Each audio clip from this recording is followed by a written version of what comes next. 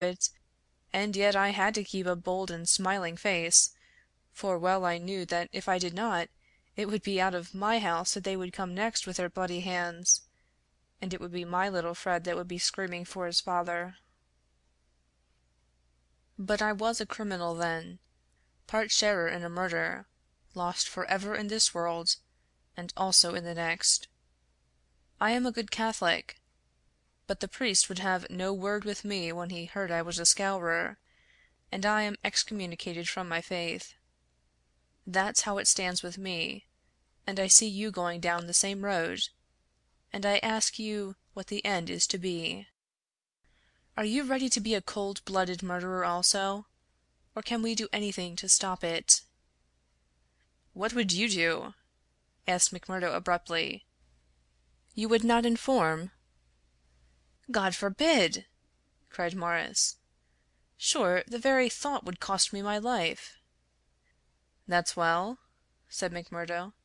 "I'm thinking that you are a weak man, and that you make too much of the matter." "Too much! Wait till you have lived here longer. Look down the valley. See the cloud of 100 chimneys that overshadows it. I tell you that the cloud of murder hangs thicker and lower than that over the heads of the people. It is the valley of fear, the valley of death. The terror is in the hearts of the people, from the dusk to the dawn. Wait, young man, and you will learn for yourself." "Well, I'll let you know what I think when I have seen more," said McMurdo carelessly. "What is very clear is that you are not the man for the place, and that the sooner you sell out, if you only get a dime a dollar for what the business is worth, the better it will be for you. What you have said is safe with me, but, by gar, if I thought you were an informer—" "No, no!" cried Morris piteously. "Well, let it rest at that. I'll bear what you have said in mind, and maybe some day I'll come back to it. I expect you meant kindly by speaking to me like this. Now, I'll be getting home." "One word before you go," said Morris. "We may have been seen together. They may want to know what we have spoken about." "Ah, that's well thought of." "I offer you a clerkship in my store." "And I refuse it. That's our business. Well, so long, Brother Morris, and may you find things go better with you in the future." That same afternoon, as McMurdo sat smoking, lost in thought beside the stove of his sitting room, the door swung open, and its framework was filled with the huge figure of Boss McGinty. He passed the sign, and then seating himself opposite to the young man, he looked at him steadily for some time, a look which was as steadily returned.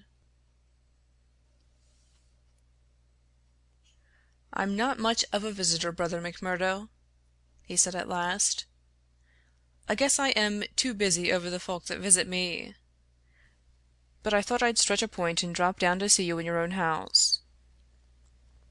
"I'm proud to see you here, Counselor," said McMurdo heartily, bringing his whiskey bottle out of the cupboard. "It's an honor that I had not expected." "How's the arm?" asked the boss. McMurdo made a wry face. "Well, I'm not forgetting it," he said, "but it's worth it."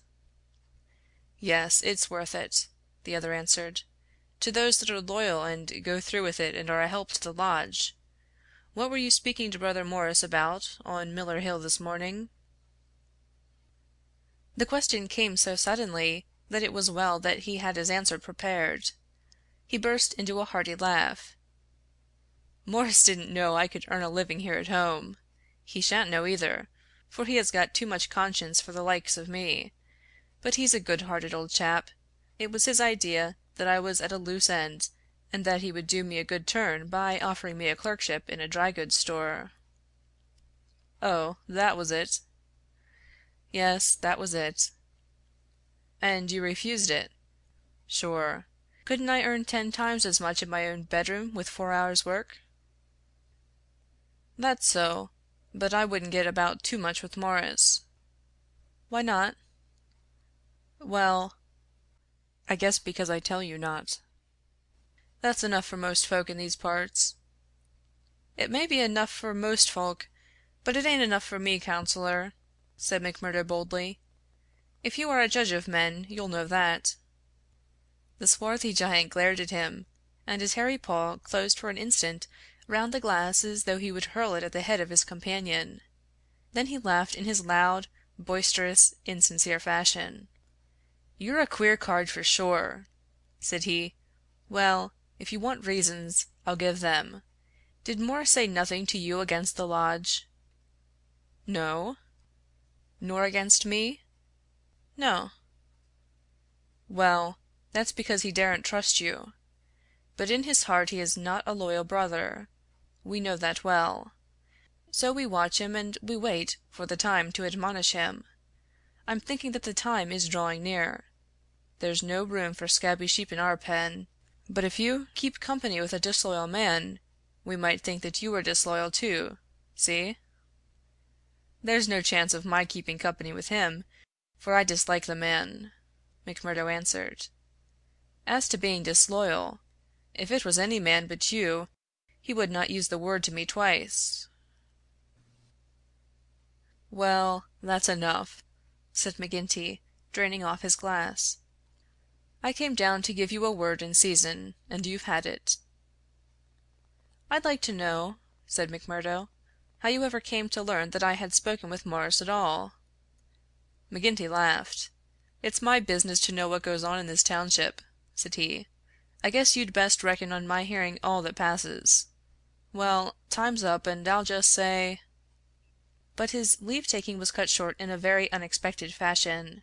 With a sudden crash the door flew open, and three frowning intent faces glared in at them from under the peaks of police caps.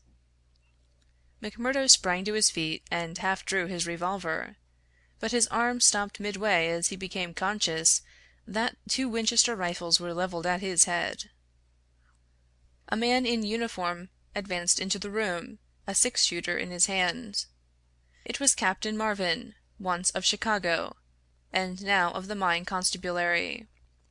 He shook his head with a half smile at McMurdo. "I thought you'd be getting into trouble, Mr. Crooked McMurdo of Chicago," said he. "Can't keep out of it, can you? Take your hat and come along with us." "I guess you'll pay for this, Captain Marvin," said McGinty. "Who are you, I'd like to know, to break into a house in this fashion and molest honest, law-abiding men?" "You're standing out in this deal, Counselor McGinty," said the police captain. "We are not out after you, but after this man McMurdo. It is for you to help, not to hinder us in our duty." "He is a friend of mine, and I'll answer for his conduct," said the boss. "By all accounts, Mr. McGinty, you may have to answer for your own conduct some of these days," the captain answered. "This man McMurdo was a crook before ever he came here, and he's a crook still. Cover him, patrolman, while I disarm him." "There's my pistol," said McMurdo coolly. "Maybe, Captain Marvin, if you and I were alone and face to face you would not take me so easily." "Where's your warrant?" asked McGinty. "By gar, a man might as well live in Russia as in Vermissa while folk like you are running the police. It's a capitalist outrage, and you'll hear more of it, I reckon." "You do what you think is your duty the best way you can, Counselor. We'll look after ours." "What am I accused of?" asked McMurdo. "Of being concerned in the beating of old Editor Stanger at the Herald office. It wasn't your fault that it isn't a murder charge." "Well, if that's all you have against him," cried McGinty with a laugh, "you can save yourself a deal of trouble by dropping it right now. This man was with me in my saloon playing poker up to midnight, and I can bring a dozen people to prove it." "That's your affair, and I guess you can settle it in court tomorrow. Meanwhile, come on, McMurdo, and come quietly if you don't want a gun across your head.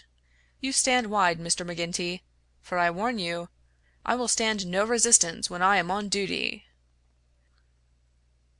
So determined was the appearance of the captain that both McMurdo and his boss